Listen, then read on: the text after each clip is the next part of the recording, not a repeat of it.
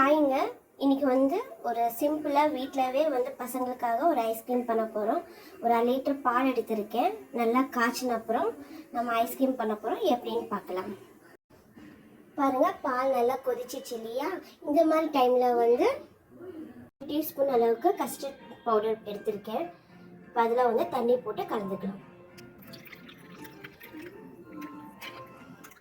இந்த மாதிரி வந்து நல்லா கலந்து வச்சுக்கோங்க. இப்போ இந்த கஸ்டர்ட் பவுடரை கலந்துக்கலாம்.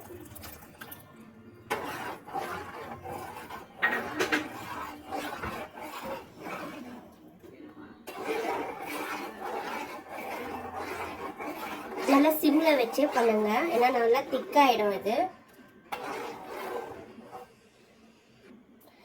உங்களுக்கு ஸ்வீட் தேவையான அளவுக்கு இதில் சேர்த்துக்கோங்க. நான் சர்க்கரை சேர்த்துக்கிறேன். உங்களுக்கு எந்த அளவுக்கு ஸ்வீட் வேணுமோ அந்த அளவுக்கு பார்த்து சேர்த்துக்கோங்க. இது வந்து அடி பிடிக்காம நல்லா கலரிக்கோங்க. நம்ம ஃபர்ஸ்ட் பால் வந்து தண்ணி மாதிரி இருக்கு இல்லையா? இப்போ பாருங்க, லைட்டாக திக்காயிட்டே இருக்கு. இன்னும் திக்காக லைட்டாக ஆகணும். பார்த்தீங்கன்னா நல்லா கொதிச்சுட்டு இருக்கு இல்லையா?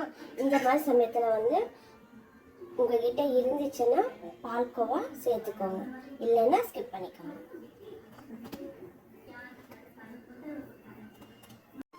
பாருங்க, நல்லா கொதிச்சுட்டு இருக்கு இல்லையா? இந்த நேரத்தில் வந்து நம்ம ஸ்டவ் ஆஃப் பண்ணிக்கலாம். இந்த மாதிரி முந்திரியை சின்ன சின்னதாக கட் பண்ணி போட்டுக்கோங்க. இந்த மாதிரி டூட்டி ஃப்ரூட்டி வந்து தேவையான அளவுக்கு போட்டுக்கோங்க. உங்களுக்கு எவ்வளோ வேணுமோ அவ்வளோ போட்டுக்கோங்க. போட்டு மிக்ஸ் பண்ணிக்கோங்க. இப்போ நல்லா ஆறிச்சு இல்லையா? இது வந்து மோல்டில் போட்டுக்கலாம். இப்போ இந்த மாதிரி மோல்டில் போட்டுக்கலாம்.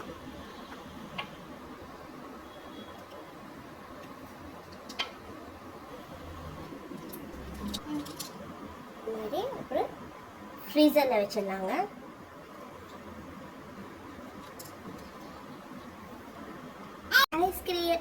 ஐஸ்கிரீம் ரெடி ஆயாச்சு. சூப்பராக ரெடி ஆயாச்சு.